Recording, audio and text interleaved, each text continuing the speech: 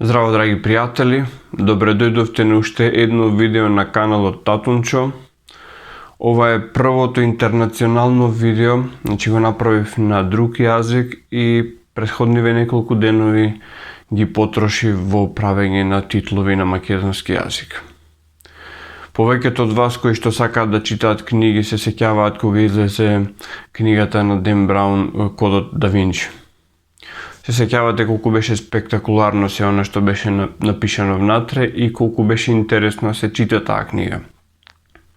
Но на крајот на денот сите сме свесни дека Кодот да Винчи е само фикција на Ден Браун. Јас во ова видео имав прилика да разговарам со авторот на Кодот Рацингер, книга која што е пишувана во документарна форма, значи не станува збор за роман, туку за новинарско дело каде што истражувањата го водат овој новинар да донесе заклучоци дека во 2013 година во Ватикан и на врвот на католичката црква си има случајно мек државен удар. Односно дека папата кој што почина пред некој ден нема поднесено оставка, туку има направено една игра на зборови преку латинскиот на кој што има напишано неговата оставка, кое што значи повлекување од еден дел од папската функција, но задржување на оној суштинскиот дел. Зашто станува збор ќе откриеме од интервјуто со Андреа Чончи, италијански новинар, истражувач, историчар на уметноста, начитан човек кој што има напишано над 400 колумни во италијанските национални весници и кој што, како што реков, е автор на книгата Кодот Рацингер. Овој вовед го правам најмногу за тоа да кажам дека станува збор за ситуација која што е внатре во католичката црква и во Ватикан, така што ќе слушнете многу зборови како папа, антипапа, емеритус, кардинал, бискуп, монсеньор и слични работи.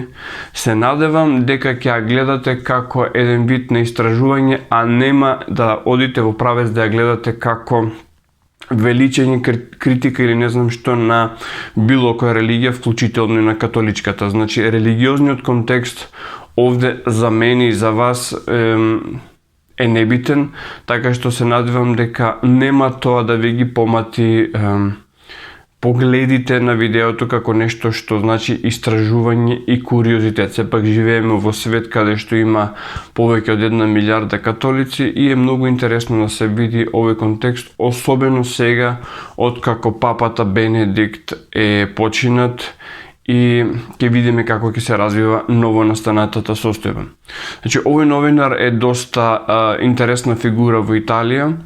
Јас сум многу благодарен што токму на денот кога беше погребот на папата, значи претпоставувам дека бил многу баран за интервјуа и за изјави, се согласи и да го даде своето интервју за каналот Татунчо.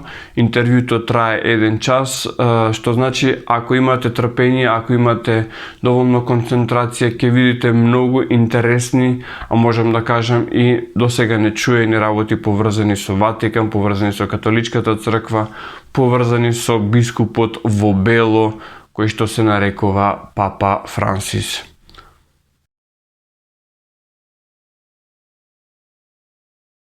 Comunque ho già messo che si registra, quindi le chiedo gentilmente di confermarmi che lei è d'accordo. Sì, sono d'accordo, grazie. Allora, buonasera ad Andrea Cionci, giornalista, ricercatore e scrittore, dico bene?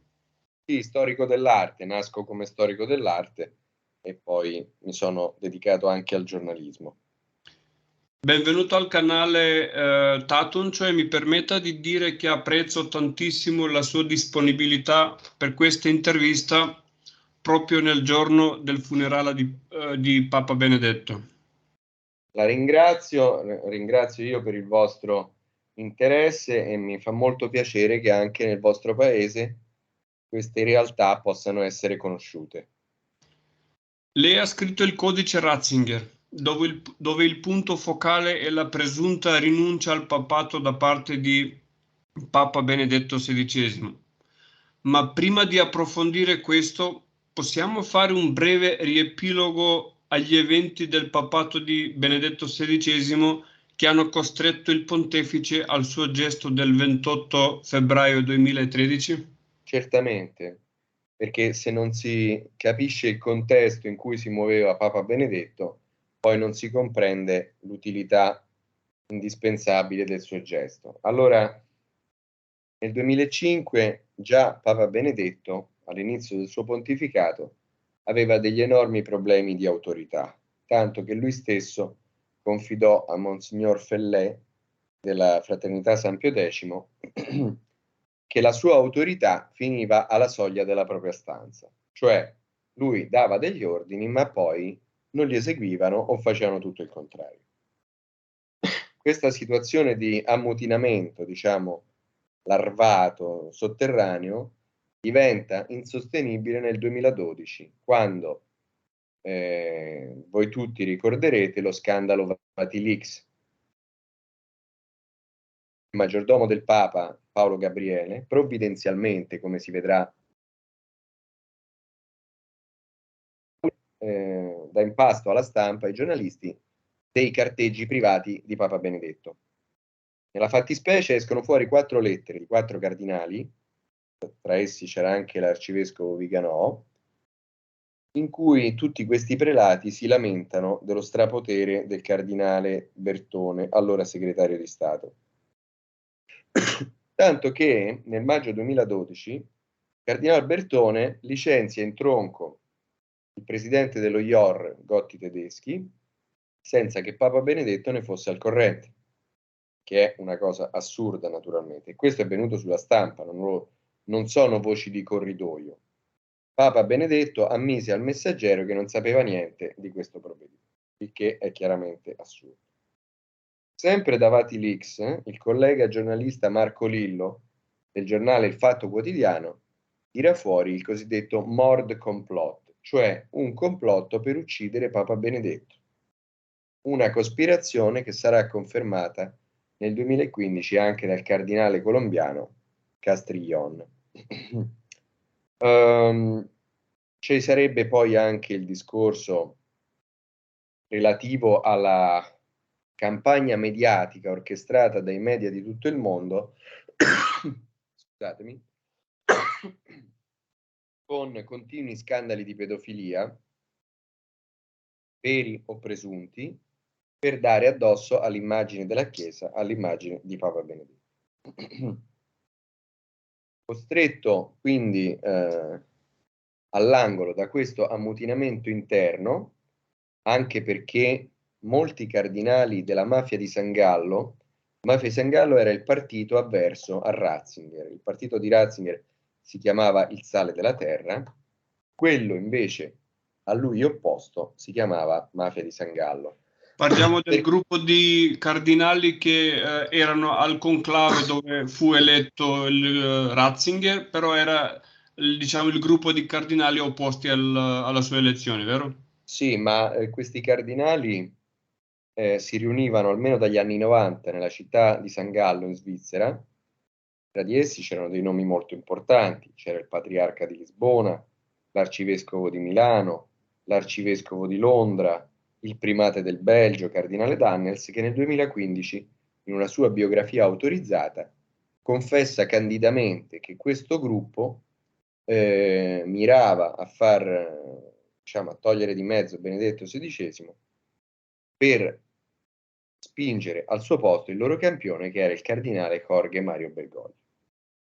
Tanto che poi nel 2016 Monsignor Genswein, col senno di poi, diciamo un anno dopo queste confessioni del cardinale Dannels, dirà che il confronto fra i due partiti, quello del Sale della Terra e quello della mafia di San Gallo, era un confronto fra il partito di Gesù Cristo come misura del vero umanesimo e quello di una dittatura del relativismo che non riconosce nulla come definitivo oltre al proprio capriccio. Questo Monsignor Genswein lo diceva nel 2016, sapendo che la mafia di San Gallo sponsorizzava Bergoglio, quindi con una considerazione gravissima. Al che dobbiamo anche ricordare che ai primi mesi del 2013, alcuni cardinali del gruppo di San Gallo avrebbero superato l'età per partecipare a un conclave, cioè gli 80 anni. Quindi a fine 2012 Papa Benedetto viene incalzato terribilmente per togliersi di mezzo. E a questo punto lui rompe il vetro e tira la leva rossa. Con questo possiamo dire che nel 2013 abbiamo assistito ad un colpo o almeno di un tentato colpo di Stato nello Stato di Vaticano? È stato un colpo di Stato, diciamo, morbido, nel senso che Papa Benedetto ha subito delle enormi pressioni per dimettersi e lui ha accettato di togliersi di mezzo, ma lo ha fatto in un modo del tutto speciale. E qui veniamo a quella leva rossa, a quel piano di emergenza che lui ha applicato l'11 febbraio 2013. Un piano pronto almeno fin dal 1983, come vi spiegherò più avanti. Si tratta praticamente di questo famoso codice Ratzinger, del quale lei parla nel proprio libro, dove proprio nella forma e nella grammatica del latino in cui sono scritte le dimissioni del Papa Benedetto XVI, dove apparenti oppure dei sbagli grammaticali sembrano essere non sbagli grammaticali, ma proprio indizi del suo intento.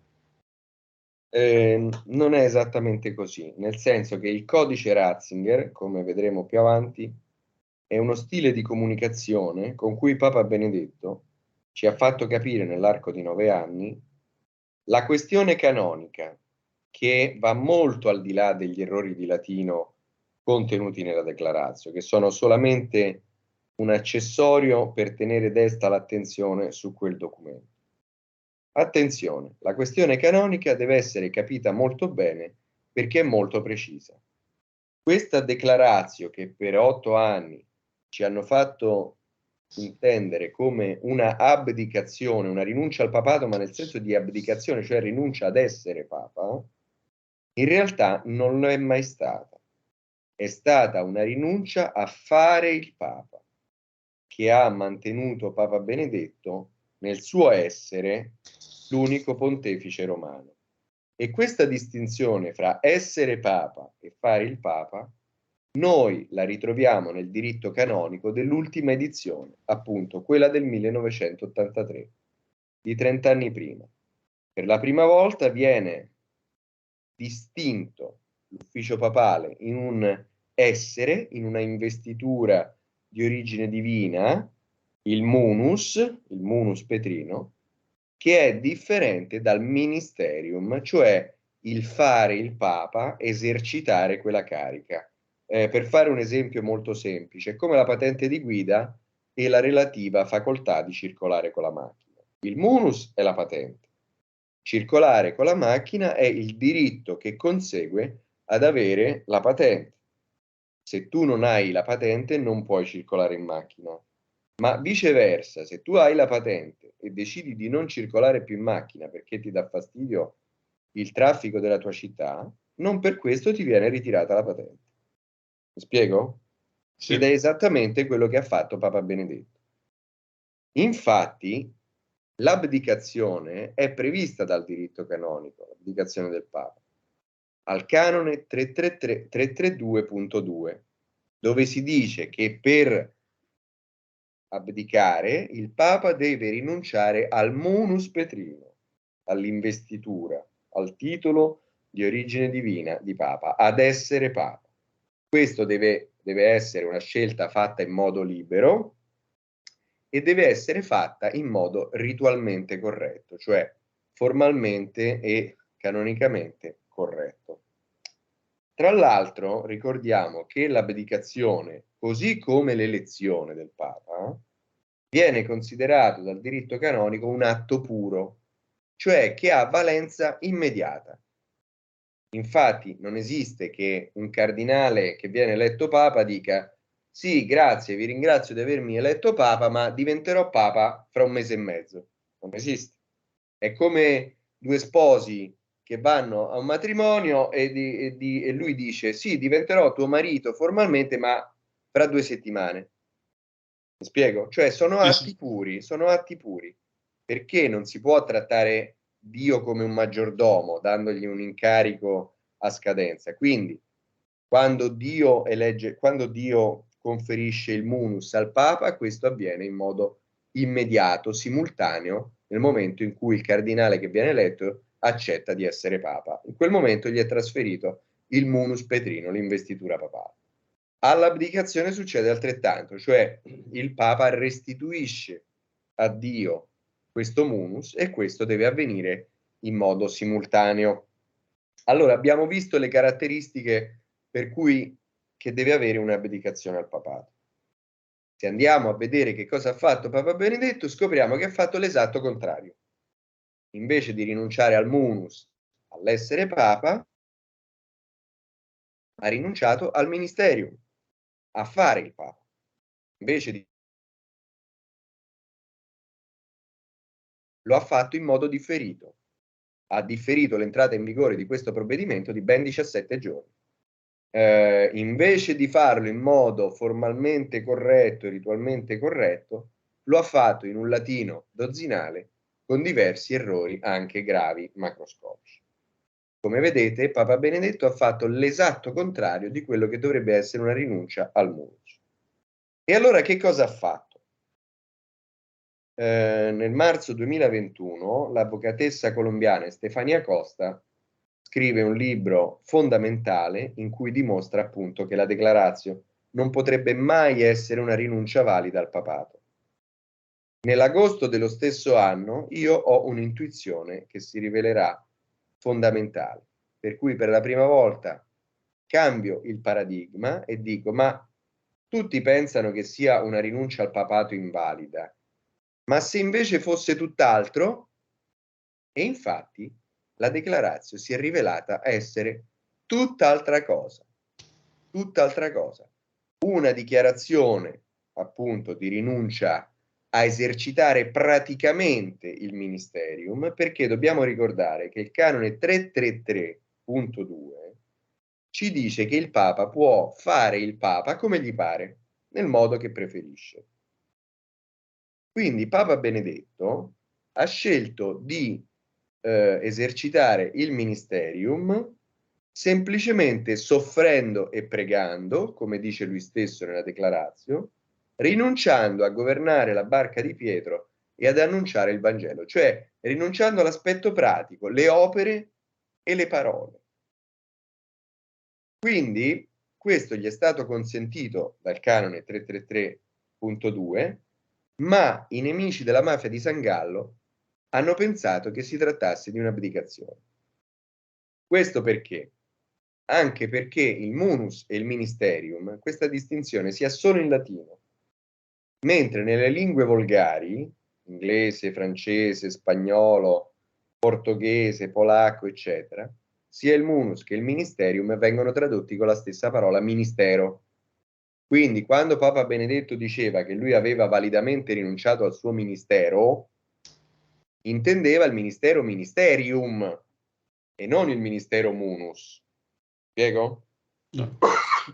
Scusate. Allora, Sì. che cosa succede? Visto che il Papa non era né morto né abdicatario, ma aveva scelto semplicemente di fare il Papa in modo spirituale, soffrendo e pregando, gli hanno convocato alle spalle un altro conclave invalido. Invalido perché convocato a Papa non morto né abdicatario. E quindi si è creata la situazione contemplata dal canone 335, che dice: quando la sede è vacante o totalmente impedita, nulla si cambi nel governo della Chiesa universale.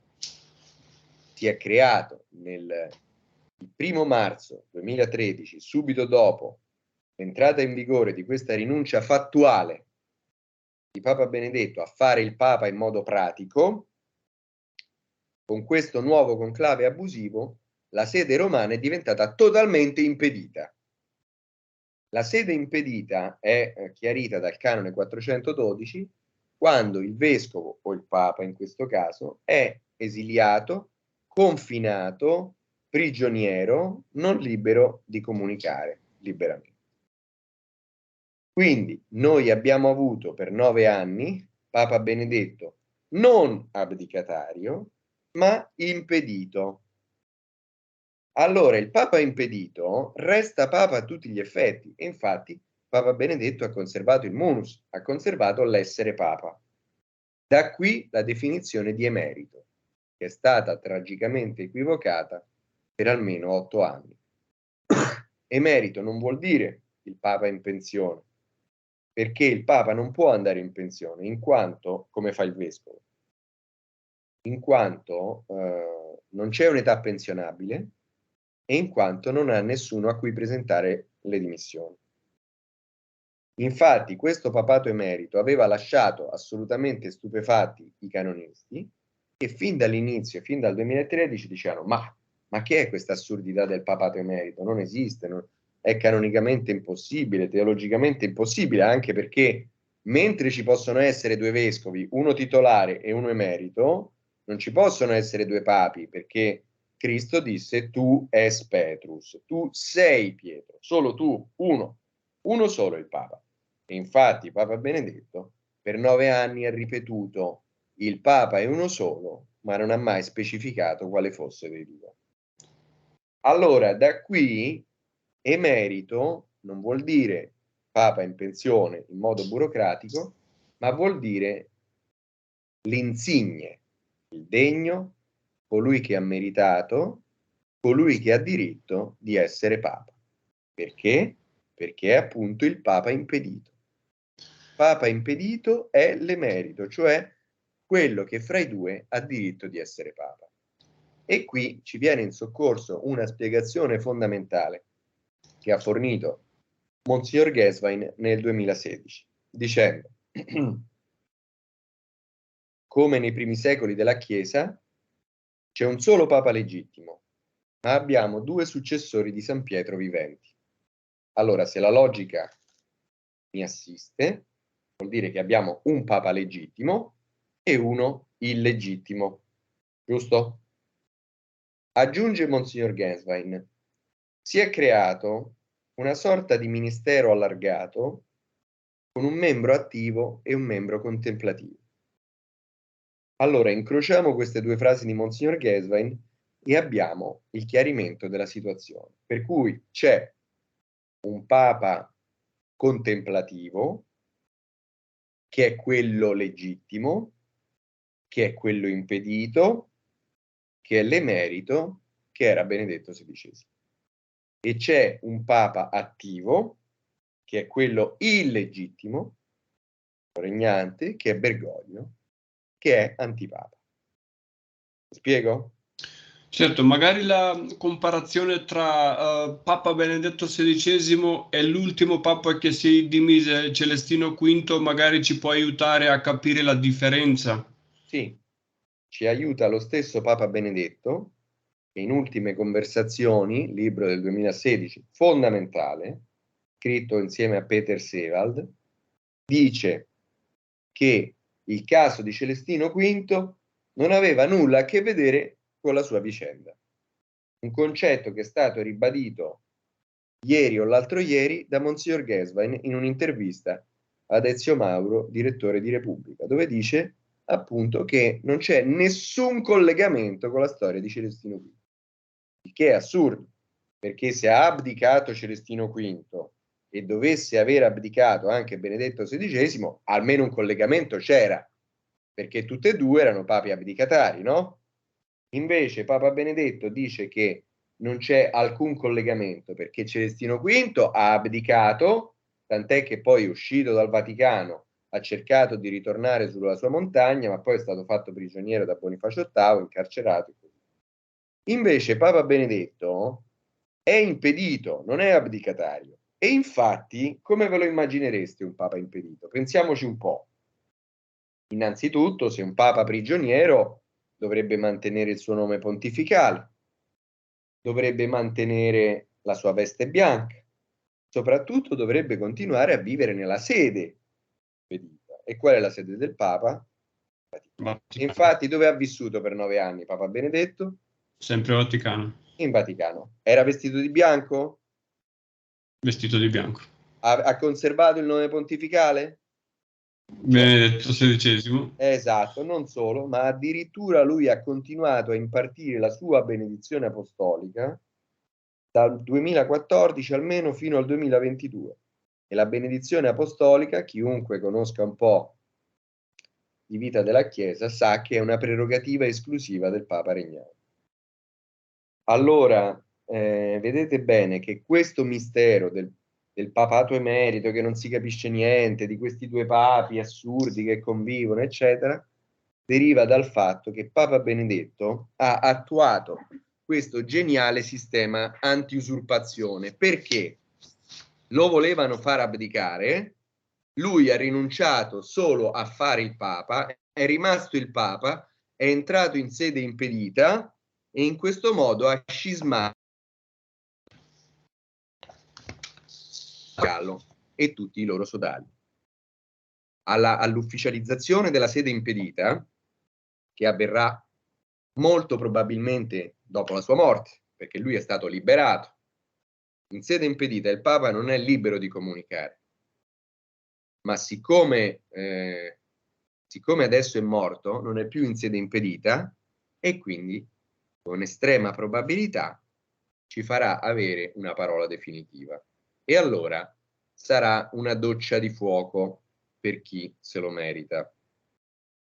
Credo di aver chiarito la questione canonica, no? Sì, Ecco, a certo. volte mi contestano questo, dice, ma perché tutte queste complicazioni? Un papa che non riesce a farsi obbedire dovrebbe scomunicare tutti quanti. Allora, se Papa Benedetto, che già aveva, diciamo, cucito addosso un'immagine da parte del mainstream di Arcigno, teologo tedesco, di Panzer Cardinal, eccetera, eccetera, si fosse messo a scomunicare a destra e a manca, si sarebbe, diciamo, completamente squalificato agli occhi del mainstream anche davanti ai fedeli. Avrebbero parlato di un papa cattivo, autoritario, eccetera, perché nessuno sapeva tipo di ammutinamento che questa fronda modernista, eretica e apostata che c'è nella Chiesa stava portando avanti.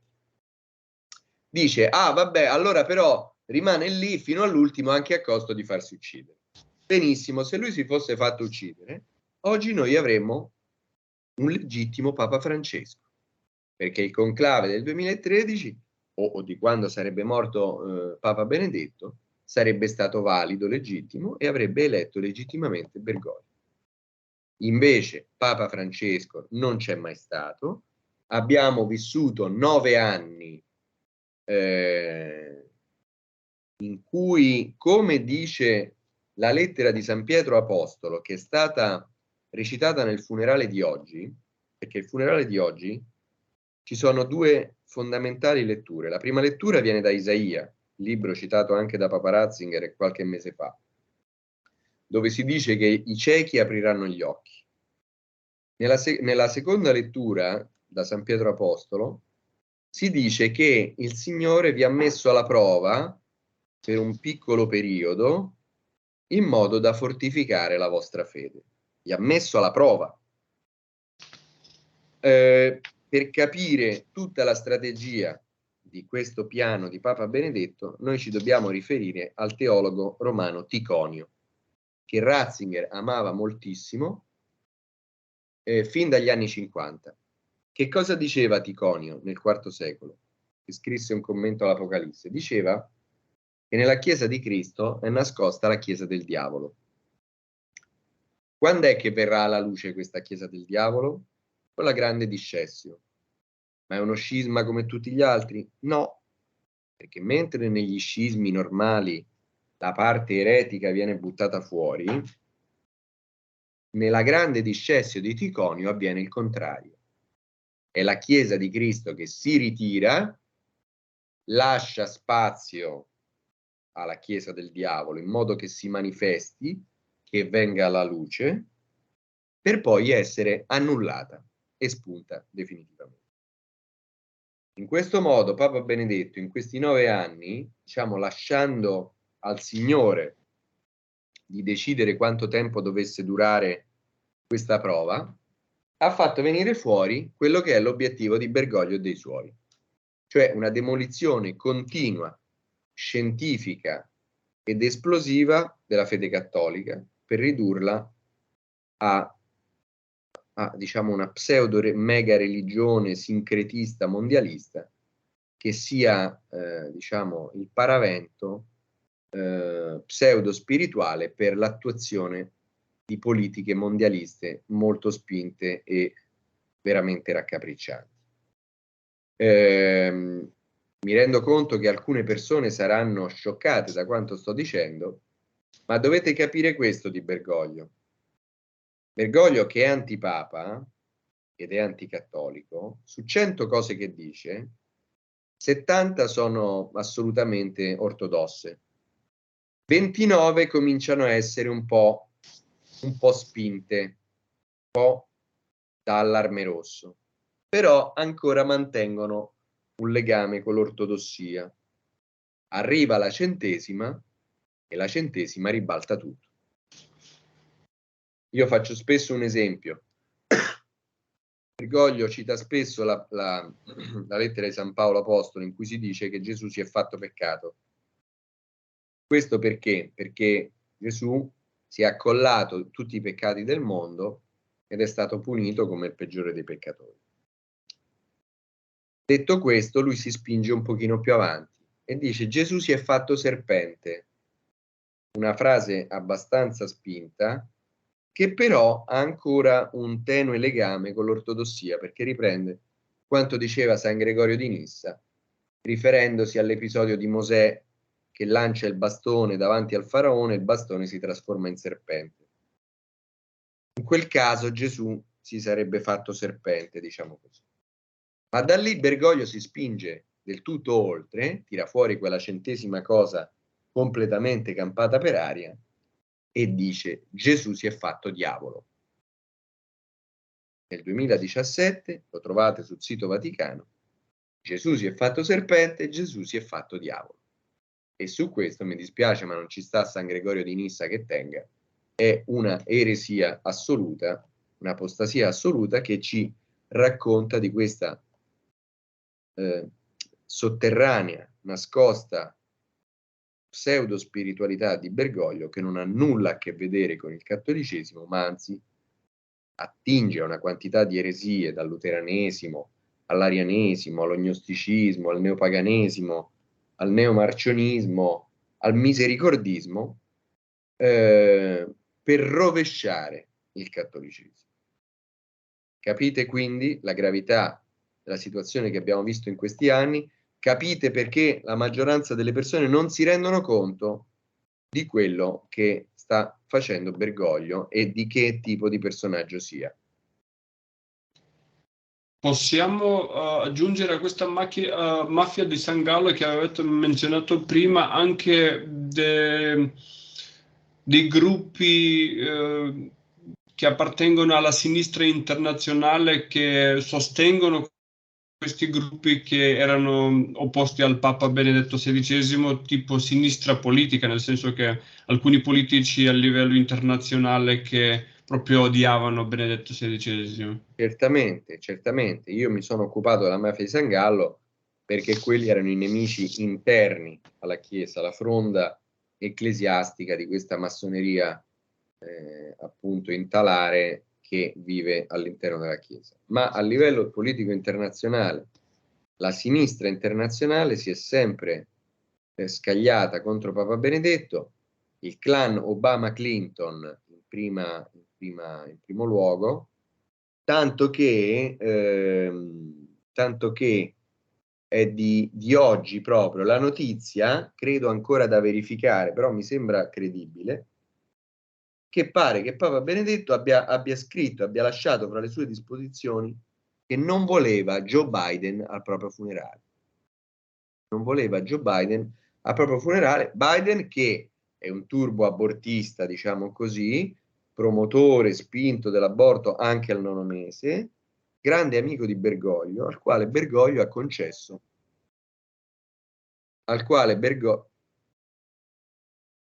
mi senti, Vlatko? Sì, la sento, la sento. Scusi, perché c'ho un problemino. Ecco. Io continuo a parlare. Sì, prego, prego. Poi fa un taglio, no? Taglia e cuce. Sì. Stavo dicendo, Joe Biden, che è un turbo abortista, ha ricevuto da Bergoglio l'autorizzazione a ricevere la comunione, che è un'assurdità completa, no?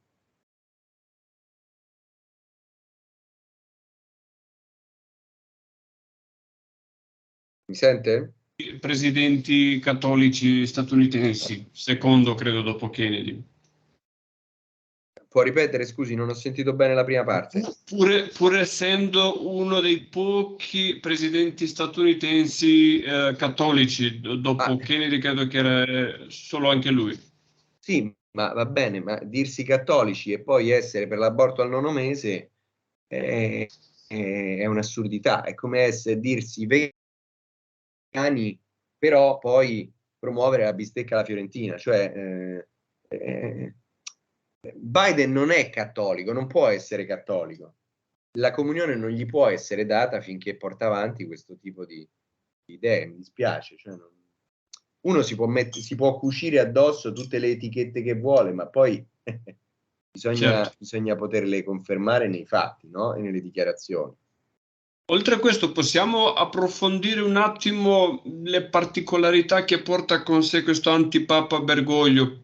Mi viene in mente la croce particolare che ha sul petto, oppure le diverse, diciamo, divinità pagane o proprio non cristiane che Sì.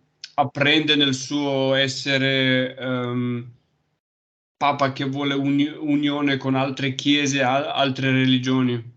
Sì, questa storia della croce pettorale l'ho tirata fuori io stesso, mi pare un anno fa.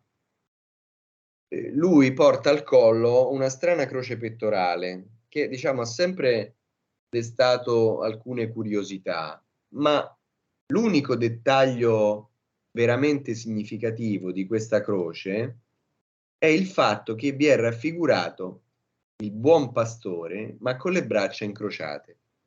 Questa iconografia del buon pastore con le braccia incrociate non è mai esistita in tutta l'iconografia cristiana e nemmeno romana.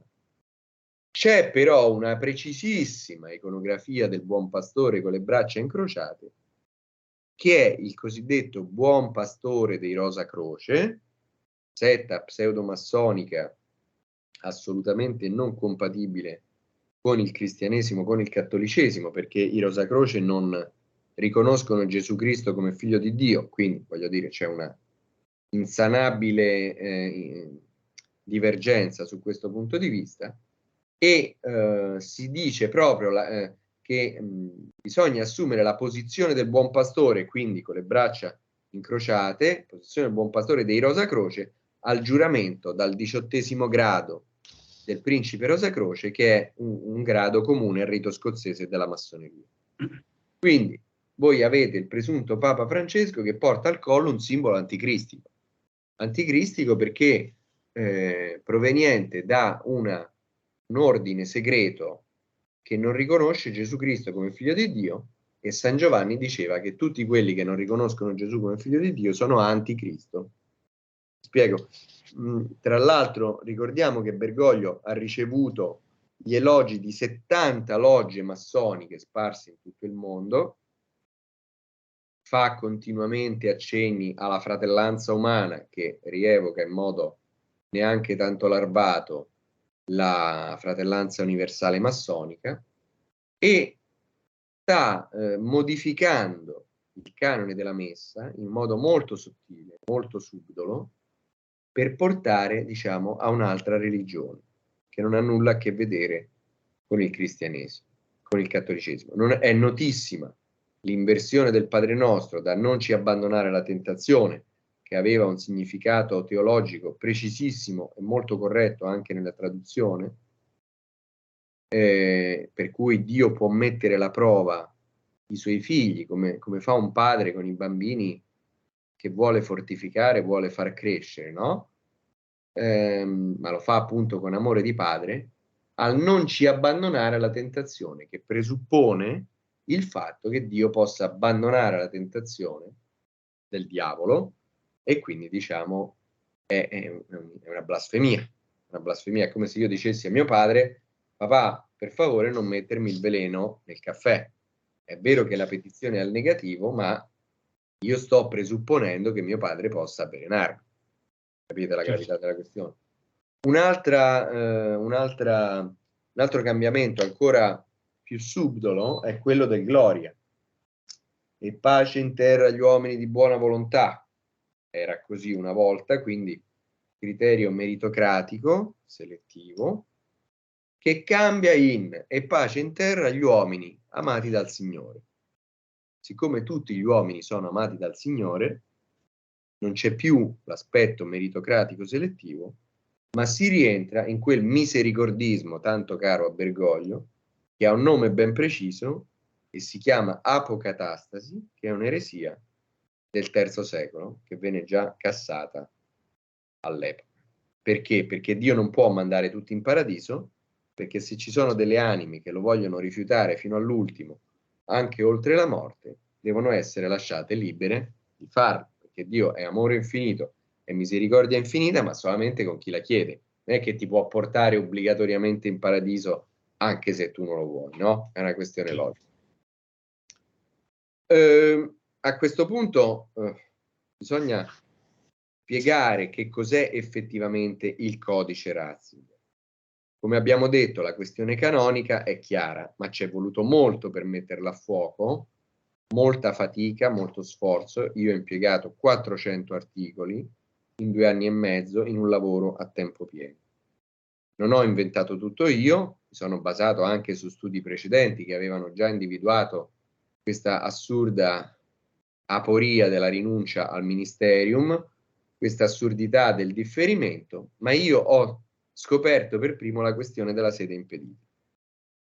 Quindi è chiaro che se Papa Benedetto non ha lasciato la sede vacante, deve averla lasciata nell'altro modo disponibile, cioè la sede impedita. E infatti lui, rinunciando a fare il Papa perché impedito, tanto che il canone 412 che spiega la sede impedita dice che il vescovo e il Papa è impedito nell'esercizio della sua carica, nell'esercizio, perché ha dei briganti, dei soldati nemici, dei sequestratori, della gente che gli impedisce di esercitare liberamente la sua carica.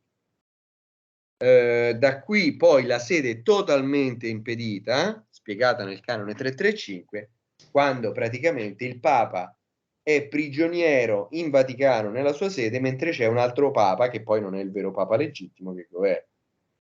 Quindi diciamo è uno specchietto matematico, è proprio, è molto semplice, è semplicissimo come operazione. Da un punto di vista militare si potrebbe parlare di ritirata strategica.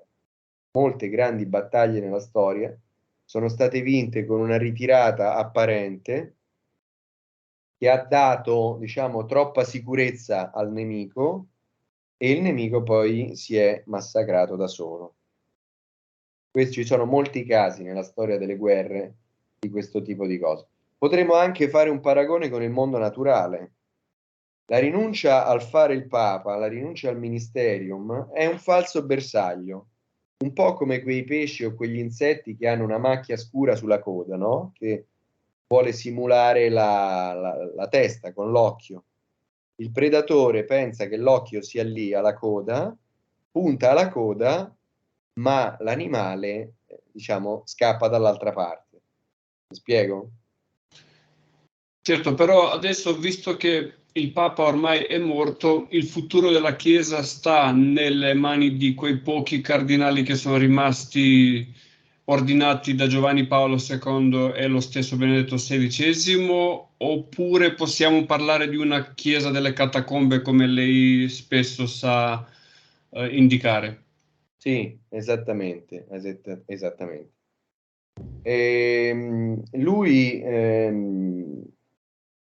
Lui dice nella declaratio che il prossimo sommo pontefice dovrà essere eletto da coloro a cui compete. Da coloro a cui compete. Perché ha detto così e non ha spiegato più banalmente dai cardinali? Perché il Papa, rinunciando a fare il Papa, è rimasto il Papa, ha lasciato la sede vuota, come si traduce il verbo vacet in latino, e non vacante come è stata tradotta, ed ha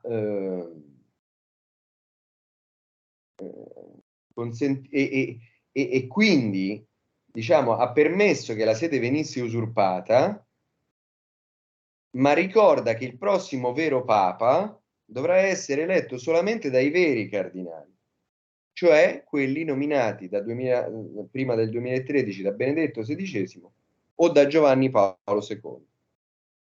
Infatti il rischio esiziale per la Chiesa è che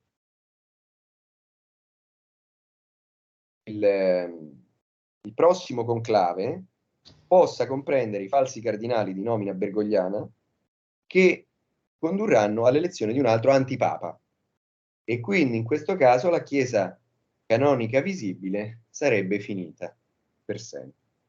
E la Chiesa cattolica vera dovrà rinascere fuori dal Vaticano, dovrà rinascere in modo catacombale, clandestino all'inizio, e il munus petrino di Benedetto XVI dovrà essere raccolto da un altro prelato eletto dal popolo di Roma, come accadeva nei primi secoli cristiani.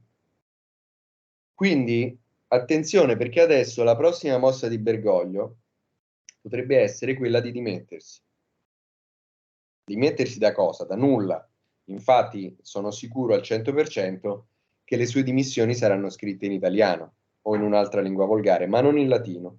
Perché se dovesse scriverla in latino dovrebbe rinunciare al munus petrino, ma il munus petrino l'ha sempre avuto Benedetto XVI ed è rimasto con lui, anzi è stato restituito al Signore. Quindi Bergoglio, se si dovesse dimettere, lo farebbe in italiano o al massimo in spagnolo, dove ministero non è specificato se munus o ministeri. Lui farà così per ingannare i cattolici conservatori e condurli a un falso conclave comprendente i cardinali di nomina bergogliana. Anche se, diciamo, con 83 cardinali su 40 bergogliani, falsi cardinali, sarebbe estremamente difficile che venisse eletto un conservatore. Ma quando anche venisse eletto un Cardinal Burke, un arcivescovo Viganò, sarebbe comunque un antipapa e quindi privo dell'assistenza dello Spirito Santo, privo del dogma dell'infallibilità papale e così via. Nonostante il fatto che questi cardinali sono sempre puntualmente andati insieme con Bergoglio a prendere la benedizione di Benedetto XVI, perché abbiamo assistito a queste scene Sì, tramite ma video. non c'entra niente, cioè quella è una visita di cortesia, vabbè, lui li ha benedetti, ma potrebbe anche averli esorcizzati, potrebbe anche aver pregato per loro perché si redimessero, tant'è che in una di queste occasioni Papa Benedetto che cosa dice? Vi raccomando la fedeltà al Papa, naturalmente senza spiegare quale dei due. Tra Giusto. l'altro, in uno degli ultimi codici Ratzinger, Monsignor Geswein specifica proprio che alcuni si dovrebbero chiedere se non c'è qualcosa da risolvere molto prima. Lui dice che alcuni sfruttano il silenzio di Papa Benedetto, ma non si chiedono se c'era qualcosa da risolvere prima. Ed è esattamente questo che sto dicendo. Una cosa brevemente un po' speculativa, non so se c'entra tanto con il suo lavoro, il terzo mistero di Fatima e le profezie di Malachia, il profeta medievale che aveva fatto tutti i nomi dei Sì, papi. Quanto sì. c'entrano con la situazione che si è creata nella Chiesa Cattolica? Te lo dico subito, partendo dalla profezia di Malachia, perché in ultime conversazioni è contenuto uno straordinario codice Ratzinger proprio sulla profezia di Malachia, dove si dice, il giornalista chiede a Papa Benedetto, dice, ma lei secondo la profezia di Malachia potrebbe essere l'ultimo Papa per come lo conosciamo.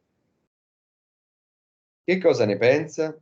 E Papa Benedetto risponde, tutto può essere. Come tutto può essere? Scusi, Santo Padre, ma se dopo di lei è stato eletto un papa canonico come Bergoglio, come Papa Francesco, 266esimo pontefice romano, lei avrebbe dovuto dire, ma no, comunque dopo di me c'è Papa Francesco, forse lui potrebbe essere l'ultimo papa per come lo conosciamo. E invece Papa Benedetto dice tutto può essere. Perché? Perché appunto non è detto che la Chiesa riesca a recuperare la sede, perché se si andrà a un conclave falso, questi 83 cardinali falsi, la Chiesa canonica visibile sarà finita per sempre. Papa Benedetto però aggiunge dicendo, tuttavia non bisogna prendere alla lettera questa profezia perché magari Malachia voleva dire che la lista non sarebbe stata ancora molto lunga. E qui lui sta aprendo alla possibilità del fatto che la Chiesa possa recuperare la sede e che quindi la lista dei papi canonici visibili per come li conosciamo possa continuare e proseguire. Ma in questi due estremi lui non considera minimamente Bergoglio, il che è semplicemente assurdo in una narrativa mainstream, a meno appunto di non considerare il fatto che lui è l'emerito, l'impedito, quindi il vero papa, l'ultimo papa, l'unico papa che abbiamo avuto fin dal 2005 e quindi il codice Ratzinger sulla profezia di Malachia diventa assolutamente consono. Per quanto riguarda invece il terzo segreto di Fatima, in appendice al mio libro mi sono permesso di fornire un'interpretazione personale di questo terzo segreto. La chiave, a mio giudizio, è nello specchio. Nello specchio. Già nel 2021 avevo ipotizzato che questo sistema Munus Ministerium potesse essere stato suggerito a Papa Benedetto dallo specchio di Fatima. Lo specchio di Fatima. Perché? Perché il munus è il soggetto e il ministerium è il suo riflesso, la sua immagine, diciamo, riflessa in uno specchio. Se uno toglie il munus, rimane il munus senza ministerium, ma nello specchio, se si toglie il munus, non rimane assolutamente niente. Spiego? Sì, sì, Allora, sì. nel terzo segreto di Fatima, i pastorelli dicono di aver visto un vescovo vestito di bianco. Guarda caso, Bergoglio è proprio un vescovo vestito di bianco. Perché? Perché con il papato, con l'antipapato, si perde lo status cardinalizio. Quindi lui, guarda caso, è un vescovo vestito di bianco. Sì, nel suo discorso, quando è diventato Papa, lui non si è riferito a se stesso come il Papa, ma come Vescovo di Roma, che è un po' indicativo. Sì, perché Bergoglio ha sempre cercato di minimizzare, a parte che odia tutto quello che si associa alla tradizione, alla figura del Papa, tanto che quando è stato eletto non ha voluto la mozzetta rossa, oggetto poi di un meraviglioso codice Ratzinger molto complesso che io ho chiamato il rompicapo della mozzetta rossa, che non voglio stare qui a spiegare perché sarebbe troppo lungo. Non porta lo stemma sulla fascia alla vita, non porta le scarpe rosse. Insomma, Bergoglio ha sempre cercato di minimizzare il suo ruolo di Papa, ha eliminato il titolo di vicario di Cristo, che è una cosa di una gravità assurda. Questo un po' freudianamente perché non è il Papa, sa di non esserlo e detesta tutto ciò che appartiene alla tradizione cattolica. ma dall'altro lato anche per evitare di esporsi il meno possibile, perché un po' come quando il marito tradisce la moglie, deve cercare di minimizzare le bugie da dire, cioè di essere più aderente al vero possibile per evitare di cadere in contraddizione. Perché se sparasse troppe bugie, poi sarebbe difficile difenderle tutte quante. Invece Bergoglio sceglie un low profile minimalista, si definisce vescovo di Roma, cerca appunto di evitare tutti gli orpelli e le liturgie proprie del Papa, esattamente per questo motivo. Ora, tornando al terzo segreto di Fatima, lo specchio ci dà, a mio avviso, è una mia convinzione, non pretendo che sia anche la vostra, ci dà la spiegazione della parte che viene dopo. Perché? Perché nella parte che viene subito dopo il discorso dello specchio, si parla di un Santo Padre che sale faticosamente un monte, arriva a una grande croce di sughero e lì, prostrato in ginocchio, viene ucciso da un gruppo di soldati. Allora, la chiave per capire questa immagine, a mio avviso, è nello specchio. Cioè, se questa immagine è vista nello specchio, vuol dire che la realtà deve essere interpretata completamente a rovescio. Completamente a rovescio. Quindi, non è una profezia che si adempirà in modo letterale, ma è una profezia simbolica. Quindi non è un vero papa, ma è un antipapa che sale questa montagna e arriva a una croce di sughero. La croce di sughero è l'impresa faticosa di realizzare una mega religione sincretista. Infatti, se voi ci pensate, la croce di legno di sughero non potrebbe sostenere il corpo di un uomo, no? Perché il legno di sughero è molto leggero, friabile, fragile, non potrebbe mai sostenere un Cristo crocifisso. Ed è esattamente il simbolo di questa religione sincretista che si rifà un po' al cristianesimo, ma che ha tolto Gesù Cristo, ha tolto il sacrificio di Cristo. Allora lì prostrato in ginocchio, questo è molto stuzzicante, non vuol dire inginocchiato, ma vuol dire prostrato nel ginocchio, prostrato nel dolore al ginocchio. E infatti, voi sapete che Bergoglio sta in sedia a rotelle per un dolore lancinante al ginocchio. E lì non viene ucciso barbaramente da un gruppo di soldati in modo reale, ma viene smascherato, delegittimato da un gruppo di soldati di Cristo, militanti cattolici, crociati, che tra l'altro usano frecce e colpi di arma da fuoco, che potrebbe essere l'immagine di cose vere, e cose antiche e cose moderne. Cioè, diciamo, la delegittimazione di Bergoglio avviene sia attingendo al patrimonio della Chiesa, alla tradizione, le usanze più antiche, sia al più moderno diritto canonico. 1983. Le armi da fuoco sono state inventate da un pezzo. Quindi questa, secondo me, è la chiave di questo mistero, cioè una visione rovesciata in modo speculare. Chiedo scusa, scusa. In questi ultimi giorni stanno destando molte inquietudini alcune dichiarazioni di Monsignor Geswein che sembrerebbero andare contro la mia interpretazione, ma che in realtà non sono nient'altro che l'applicazione di pattern classici di codici Ratzinger. Quando lui dice la rinuncia è valida, sì, la rinuncia è valida, la rinuncia a che cosa? La rinuncia a fare il Papa, certo, è stata valida. Papa Benedetto non ha più fatto il Papa per 9 anni, non lo ha più fatto praticamente, ma lo è rimasto. Oppure quando dice Monsignor Geswein, sì, che poi ci sono state delle dietrologie che si sono attaccate a delle parole e che hanno offeso Papa Benedetto, sono state un affronto a Papa Benedetto. Tutti pensano che se la stia prendendo con Andrea Cionci. In realtà lui se la sta prendendo con le dietrologie fatte dalla mafia di San Gallo, che ha equivocato la rinuncia di Papa Benedetto, ha fatto delle dietrologie, hanno pensato che in realtà avesse rinunciato al munus, che avesse rinunciato al papato, e gli hanno fatto un altro papa alle spalle. E questo è stato un gravissimo affronto. Mi spiego? Sì. Quindi tutto va visto allo specchio, non c'è niente, voglio dire, ci sono sempre due letture nel codice Ratzinger. Questo i miei nemici stentano a capirlo. Non è in discussione il fatto che ci possa essere una lettura bergoglianamente corretta.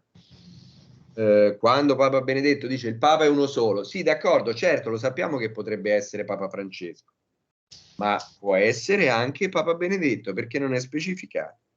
Quindi la possibilità che esista una lettura B, sulla base della logica, della sintassi, è la cosa che conta.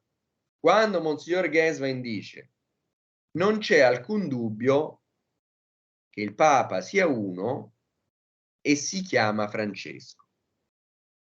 Non c'è alcun dubbio, cioè nessuno ha dubbi che il Papa sia Francesco, viene chiamato Francesco, viene individuato in Francesco. È una constatazione. Mi spiego? Cioè lui sta dicendo che nella mentalità comune tutti pensano che il Papa sia Francesco, ma si sbagliano. Ecco, a proposito ai suoi nemici che lei ha menzionato nell'ultima frase, lo so che lei non si fa vedere in video ed è una scelta che io rispetto, ma non ha a che fare con eventuali problemi che magari lei ha dopo la pubblicazione del libro? Molto brevemente su questo. Sì, no, non ci sono problemi di sorta perché io non ho paura di niente. E io mi sono sempre rifiutato di apparire in video parlando di questa questione per una forma di rispetto verso il Santo Padre Benedetto XVI, perché io mi sono fatto latore di quello che lui voleva dire con questa lettura B, con questo codice Ratzinger, e per me è una responsabilità enorme, gigantesca. Io non voglio assolutamente mettermi al centro dell'attenzione, guadagnare visibilità su questa questione proprio per una forma di rispetto. Preferisco che gli ascoltatori si concentrino sulle parole del Santo Padre. Tra l'altro i miei nemici mi accusano di voler speculare, di voler fare dei soldi su questa storia. Io ho scritto 400 articoli gratis, quindi sto sotto di 20.000 euro di lavoro gratuito, speso in 2 anni e mezzo.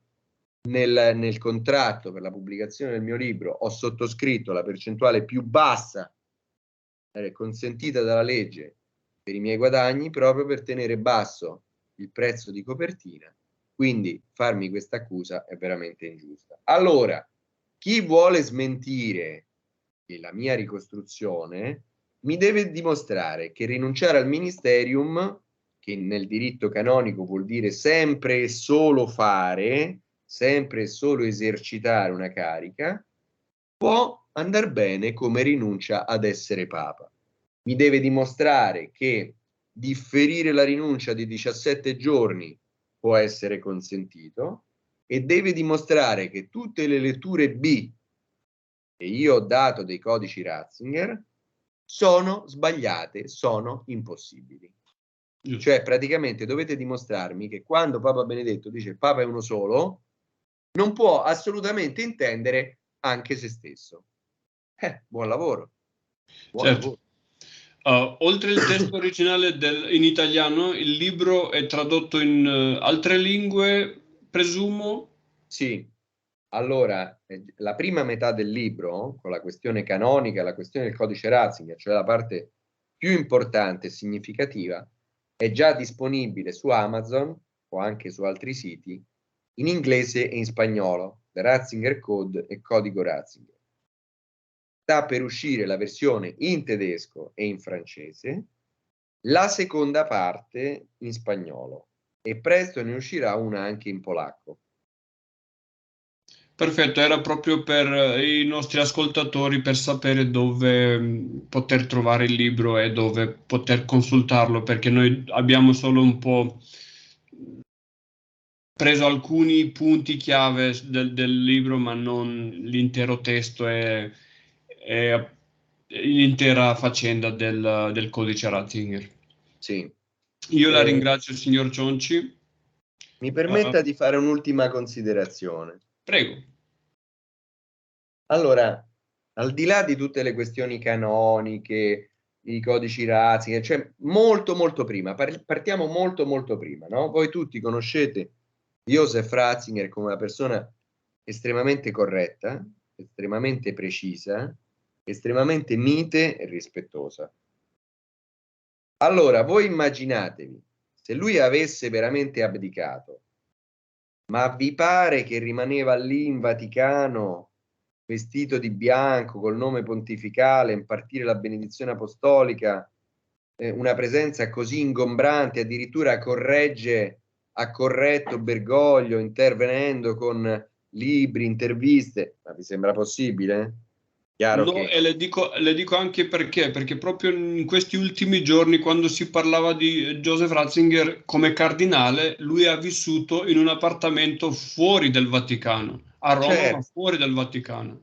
certo, se lui avesse abdicato, sarebbe tornato vescovo, neanche cardinale, proprio per non turbare l'attività del suo successore, lo avrebbe continuamente lodato, omaggiato, esaltato e sarebbe sparito in Germania, andando a passare gli ultimi anni della sua vita come voleva con suo fratello, fino alla morte.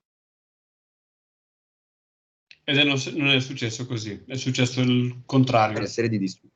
Le dico una cosa, esatto, le dico una cosa. Papa Benedetto nel 2021 mi ha onorato di una sua lettera, perché io gli avevo scritto: Santo Padre, lei immagina quanto vorrei intervistarla, ma so che non avrebbe modo. Perché non avrebbe modo? Perché siete impediti. Dopo un mese mi arriva una lettera da parte di Monsignor Genswein a nome del Santo Padre Emerito, il quale dice che